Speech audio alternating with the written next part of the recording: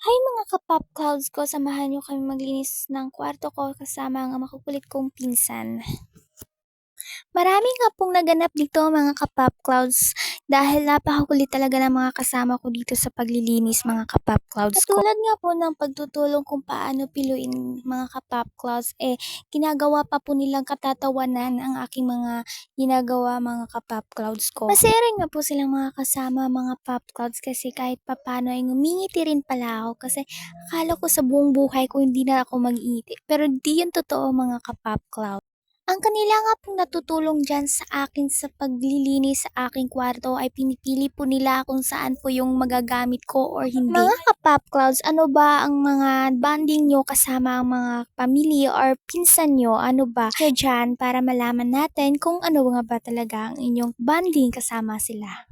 Bukas kasi ay may career guidance kami sa aming paaralan kaya kailangan ko maglinis at magligpit upang malinis naman yung kwarto ko. Joke lang po, hindi po dahil sa career guidance kaya linisan ko po yung kwarto ko. Mayroon po tong dahilan kaya kailangan ko pong linisan ito. Balik na nga po tayo sa video. Ayan nga po, ang kasama ko ay nagtitektok pa. Hindi ko po alam kung anong music ang kanyang tinitektok.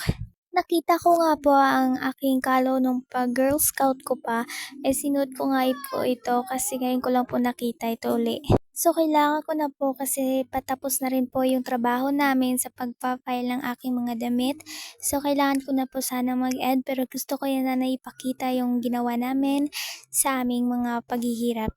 Paghihirap! So, iniisa-isa ko po lahat ng aking ginagawa dyan na pinapakita sa video para makita nyo po kung gaano po namin sinipagan at sa pagsalamat sa pagtulong ng aking mga pinsan. So, yan, natarong ko na po lahat ng damit ko. Kasama po yan mga stocking, pati medyas guys.